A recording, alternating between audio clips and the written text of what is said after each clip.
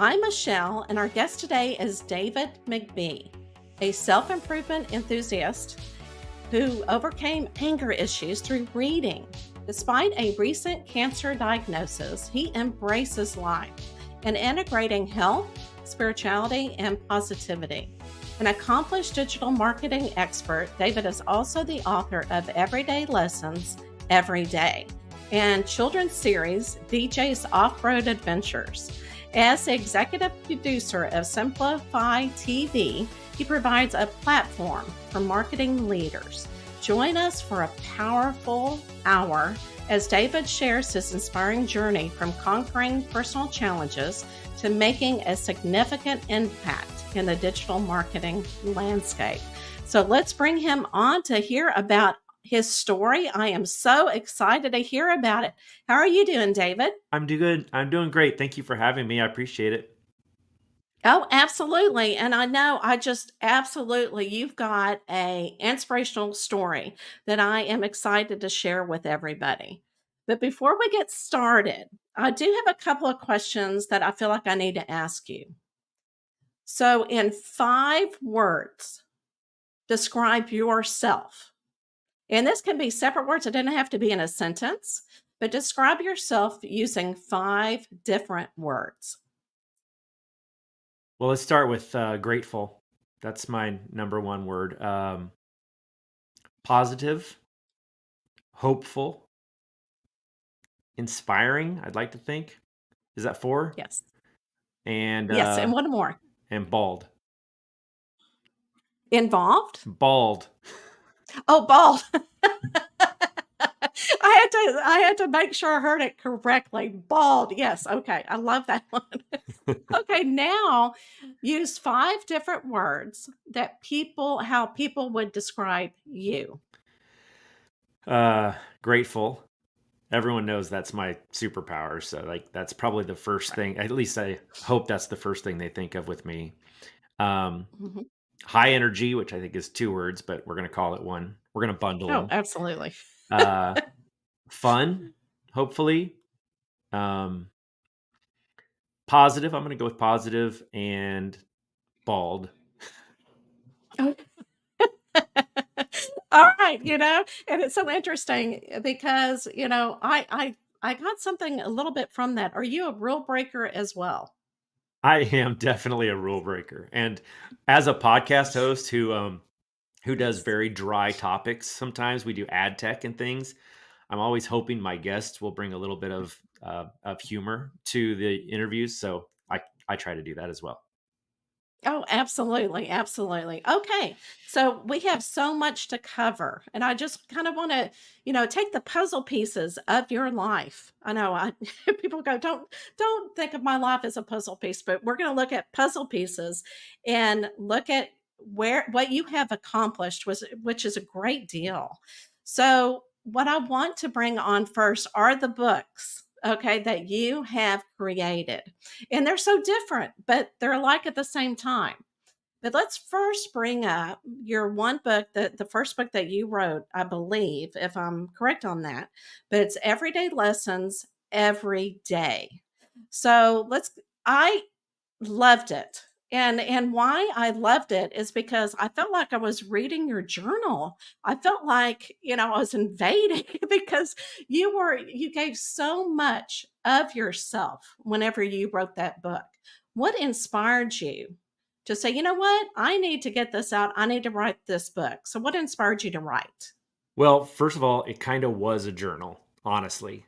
Um, I had taken it upon myself to go on this journey of self improvement because, as you know, reading the first chapter, things were not amazing at my house. Mm. Uh, I was, I was, had very short temper.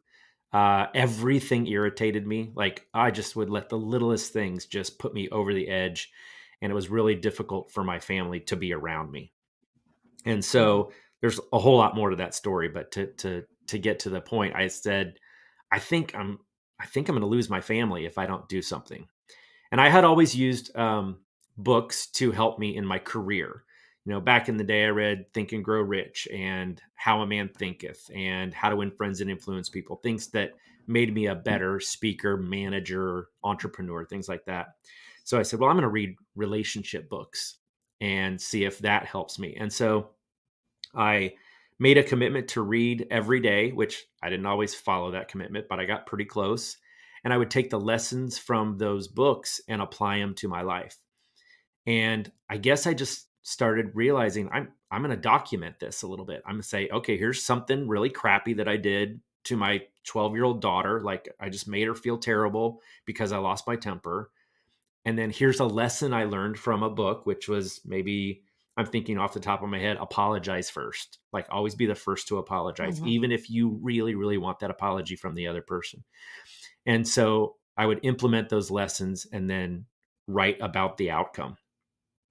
And I didn't honestly know if it was going to be a book I'd publish one day, but when I got done with it, I was like, this is this is what a lot of people probably need to hear. Like, I know I'm not the only one out there who could benefit from getting into the habit of reading every day, and reading absolutely positively impacted my life in such a powerful way. I just wish everyone would make it something that they do, you know? So that's why I decided to publish the book. Oh, and absolutely. And like you said, it was a journal. So not only did you know that you had anger issues, but you really looked in and you looked inside yourself and thought, you know what? What can I do to change that? So you really embraced yourself and you were very honest with yourself, which a lot of people have difficult time with. But that's how you heal and everything. I'm going to tell you the 3 chapters that I've read that really, sang my name, and it really resonated with me. And, the one chapter that I really liked was Cherish Her. Why did you like that And one so what cher much? because, and it's so true because whenever, you look at whenever you have a pet, a dog, and whenever you walk in the door and the dog can't is so excited to see you, and you just know that you're loved. But a lot of times when my husband walks in, I'm here on the computer, "Hi, hun," that kind of thing, just "Hi," and not really stopping everything and going up and say, "I am so glad you made it back home," because you never know, his life could end and he may not make it back home. But so that really resonated with me that we need to be like, the same energy as a dog. And I love how you you did this with your teenagers and they're going, you thought that they were going to think craziness with you, Oh but man, I no, they hopped up, embraced I it. ran up to him, I hugged him, I wagged my butt a little bit. They were like, "What is wrong with you?" But Yeah.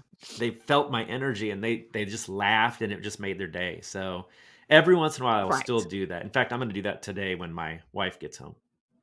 Yeah. Hey, there you go. It should be like, and I like how you said, she thought there was something wrong. Because the behavior of yours was a little bit different, and I would do probably the same thing, if my husband changed his behavior, I'd be going, "Okay, what happened? What's wrong with me? What happened?" Look, if that's the And one then takeaway people get from my book, then it was worth every yes. penny it cost to publish it and all the work I put into it. I challenge your listeners, when your loved one gets home today, hop up like you haven't seen them in a year and just Yeah. love on them, and it'll just make their evening.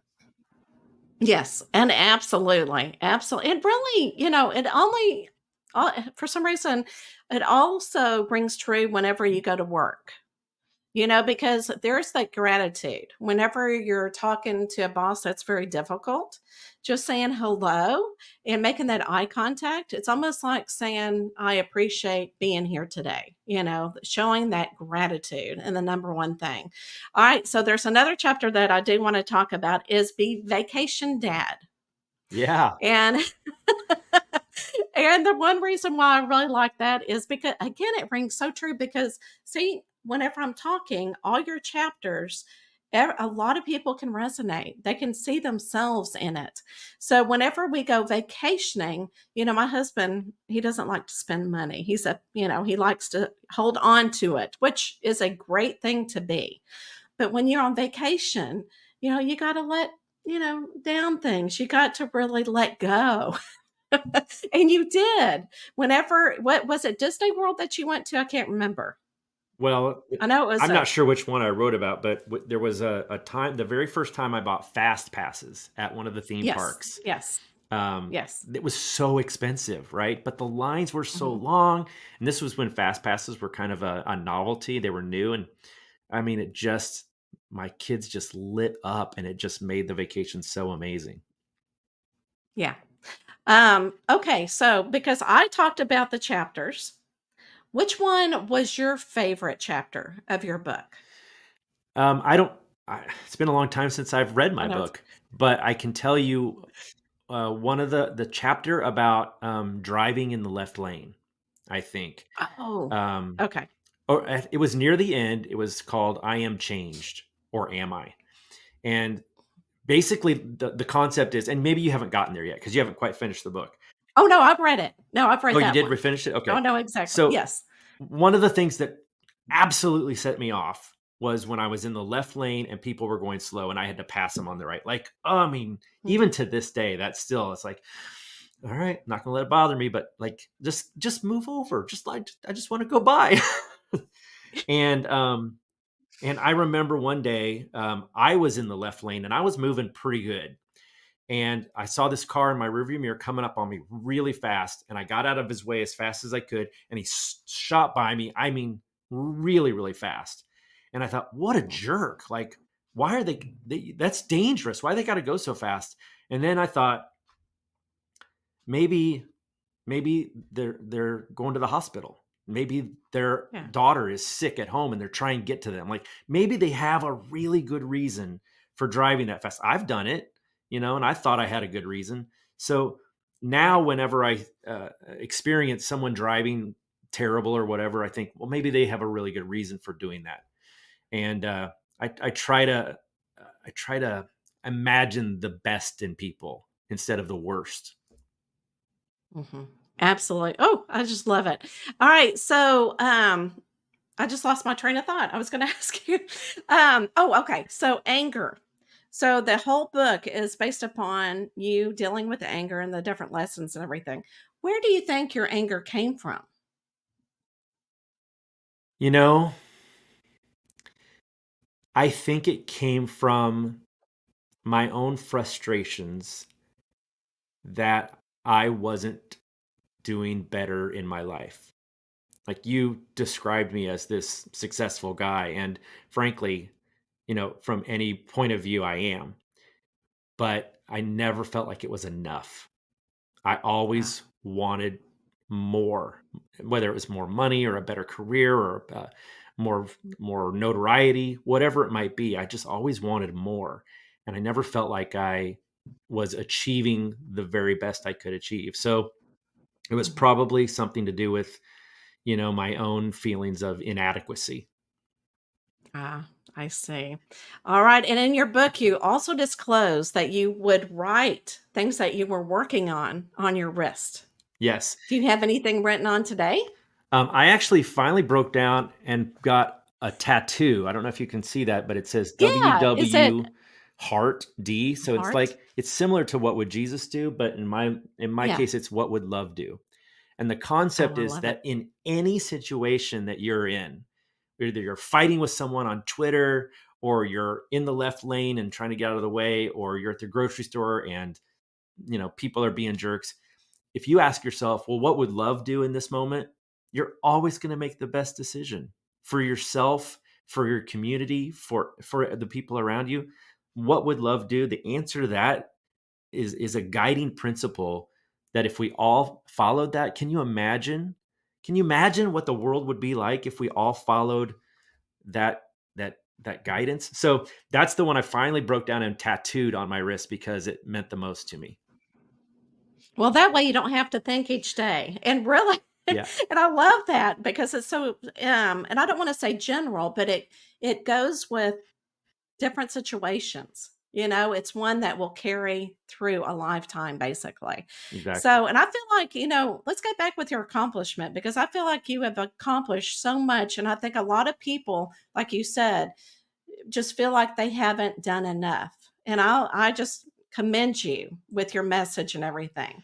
So let's go ahead and talk about your next book series. And of course, being an educator, I love this. So why did you come up? Oh, let me go ahead and read it for the people who are just listening.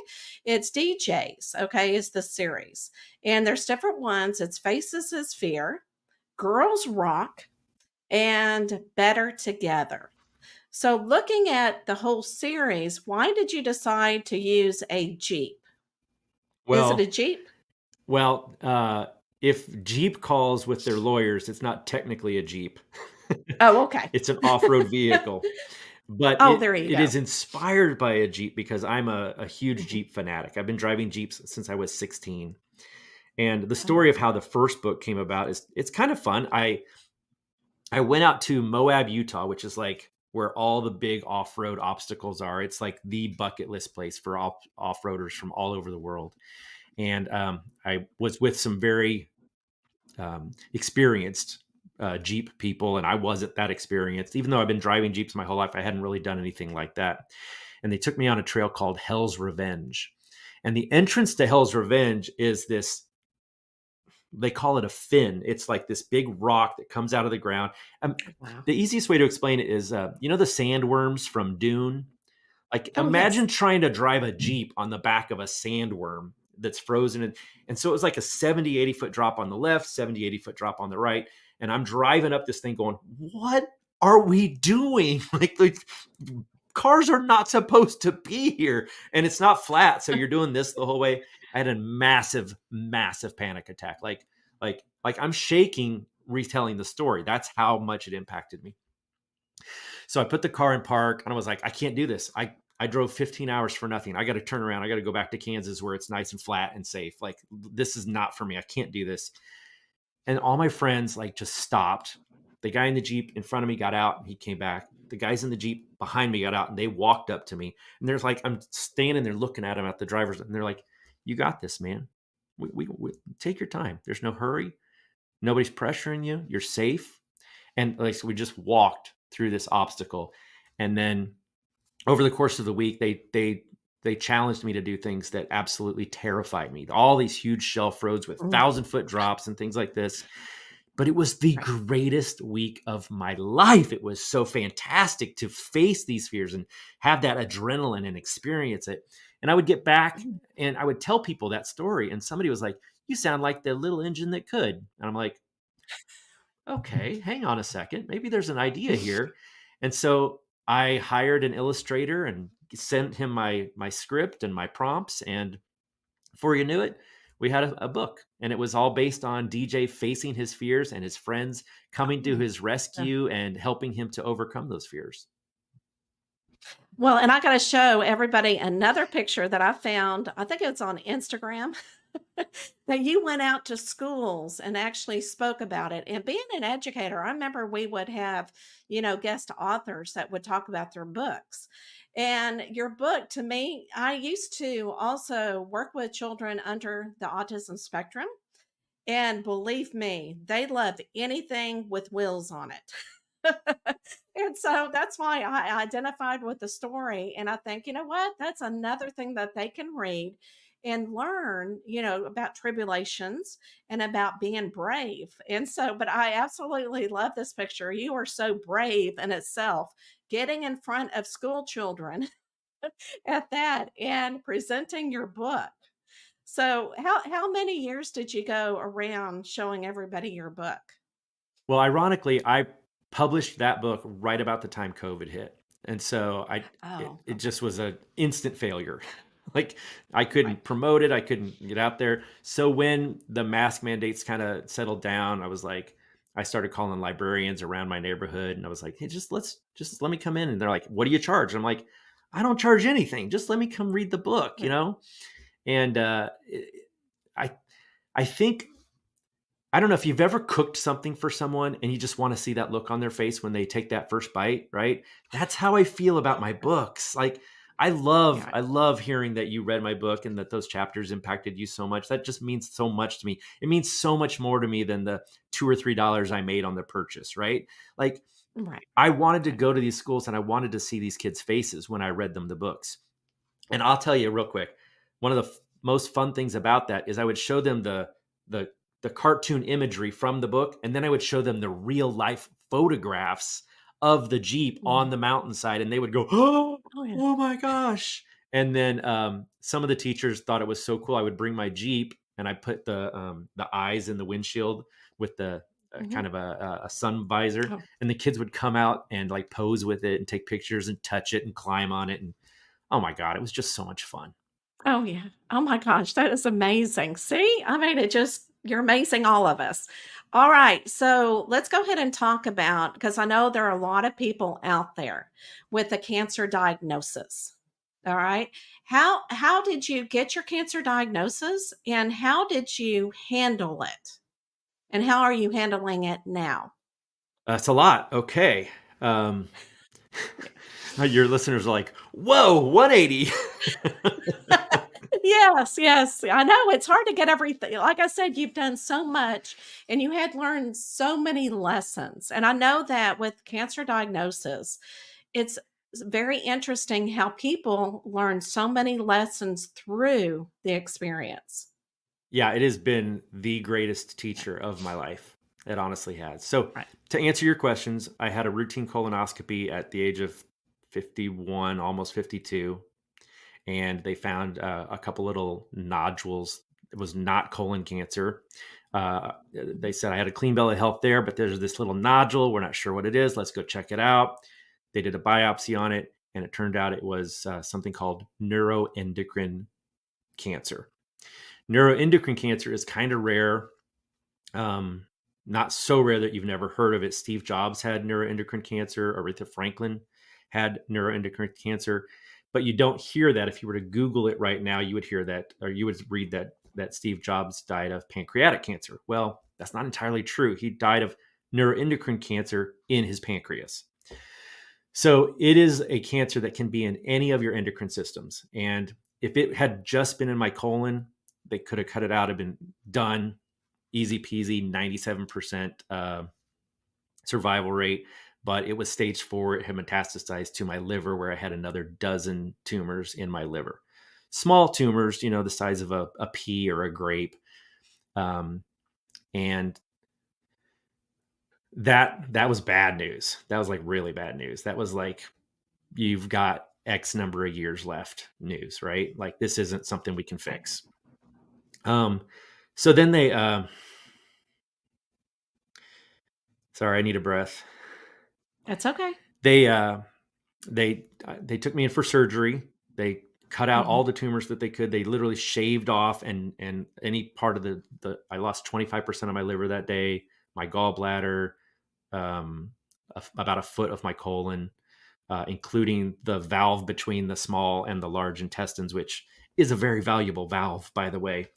Um, and so my plumbing's been a mess for, ever since. But Hmm. they got what they thought was all of it, including the tumors that were deep in the liver. They stuck a needle in and electrified them, kind of just melted them. And so they're like, "You're good. You're all set." And I'm like, "Wow, that was the easiest cancer diagnosis story of all time." And then 3 months later, we're doing routine scans, and there's some more tumors in my liver. So I was in denial, really. I thought, okay, I'm done with this. But the reality is, I wasn't done. And I, this is the kind of cancer that I may never, ever, ever be done with. It's the kind of cancer you live with. And luckily, it was caught early. And it's the kind of cancer that I possibly could live with for 20 or 30 years, right? If I take the Hmm. right medications and I do all the things in my daily life. um, I tell every cancer diagnosee that they need to pick up a book called Radical Remissions. Radical Remissions has 10 steps that you can take in your everyday life to ward off the cancer beyond what you're doing with your doctors. And so um, I am about a year and a half in now. I'm still walking around with these tumors in my liver. They have some impact, like I said, on my plumbing, but other than that, I feel great. Um, and I have a scan coming up here in about a week, and I'm a little nervous about it because it's been 6 months since I've had a scan. So how I'm dealing with it is Uh, I've just changed so many things in my life. And the number one thing is truly overcoming those anger issues. Mhm. There's a lot of research that shows that stress impacts your endocrine system. And this isn't the case for everyone. And I have to be very careful. And when I say this, because I don't want people to think that they can get cancer from stress. But in my case, I believe my stress truly triggered this cancer inside of my body. And so I try to live a stress free life in order to minimize its strength and growth and overcome it, along with several other things that I do every single day that are very different from the life I led before cancer. Oh, wow. And so whenever you found out about it, how is your family coping with it with you? What has changed there? It actually brought my entire family much closer together. Like we were close anyway. I've been married to Right. my wife 25 years, and I call it the love of a lifetime. But cancer just actually made it stronger because it said, "Hey, I could lose you, and we could lose each other." Like, and when you put that on the table, it just makes you embrace the one you love even more. My daughter, she's a little clone of me, super positive attitude. Everything's going to be okay. Sunshiny, rose colored glasses all the time. She was like, "You're going to be fine, Dad. You're going to be fine. If anybody can beat it, it's you." Like, I don't think she shed Yeah. a tear. Right. My Right. son is an empath, like he really, Mm-hmm. really feels things. So he had a little harder time with it. Right. But overall, it's been really good for our family. I'm I'm I'm like one of those cancer patients that you're going to talk to that's like not mad at his cancer. Like I'm grateful for Right. all the lessons that it has taught me and the gifts that it's brought my life. Well, thank you for sharing. And I know it is very difficult because it is such an emotional subject. And I know, again, you're going to help so many people with your inspiration. While you were talking, okay, I wanted to write down, actually, I got 6 words, 6 words to describe you. Okay. From my point of view and from our conversation. Okay. So warrior, definitely a warrior. You're a teacher, you give, give, give, give, even though it's very emotional. That's what you're giving us right now. You're very spiritual, inspirational, and then love. Okay, so I had five words, and then I figured out, oh, I need to put love in as well, and that's what radiates from you. Those are really So, nice things Dave, to hear. Thank you. You forgot bald though. oh, oh yeah, that's true, and bald,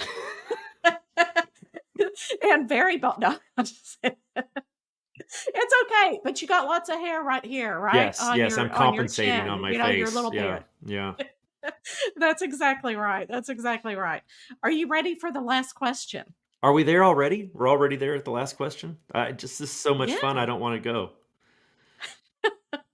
Well, and you're not yet. You're not yet. So Okay, the question, and then I'm gonna bring up one more thing. Are you ready? ready. I feel like again, I know it's so much fun to talk and have a conversation, and sometimes it is hard to come to a close. Just like reading a good book, right? Right. Oh my goodness. Okay. My favorite So child. what would Oh, favorite oh no. childhood Yeah. toy. Yeah, yeah, I don't want to put I'm not gonna put that on you. What was your favorite childhood toy and why?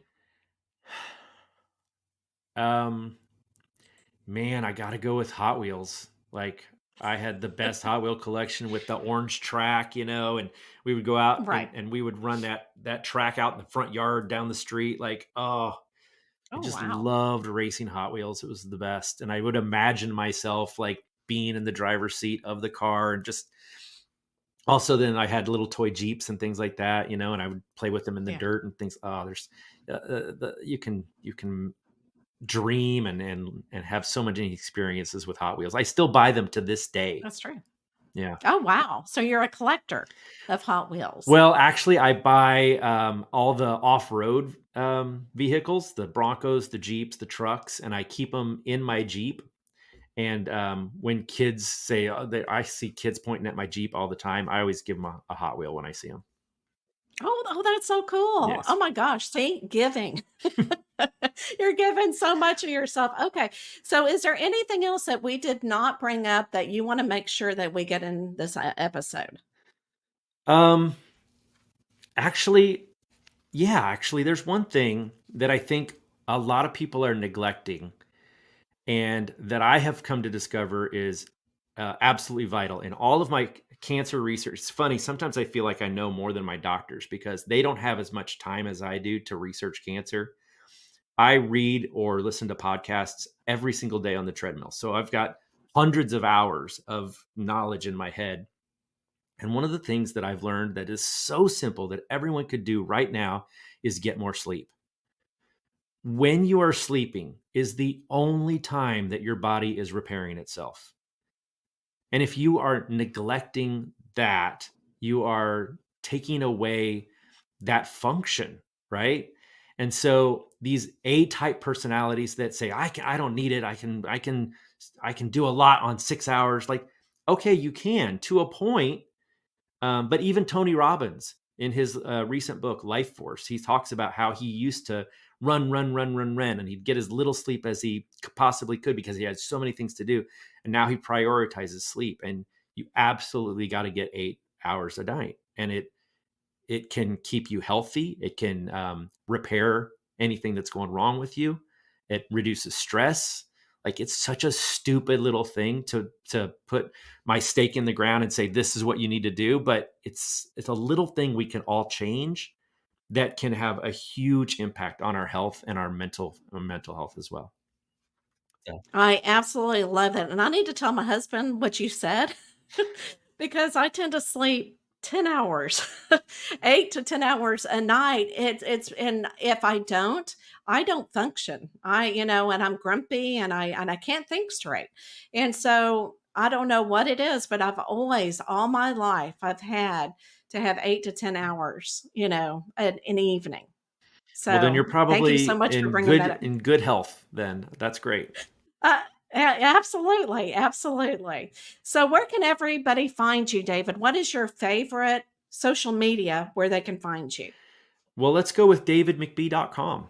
I'm pretty easy to find. I've been in internet marketing. We didn't talk much about that, but that's been my career for the last 20 years. So if you Google me or look at davidmcbee.com, you're going to find me pretty easily. All the books are on Amazon, including, well, I got a new one coming out in the spring. So I'm excited about that one, but everything will be on Amazon.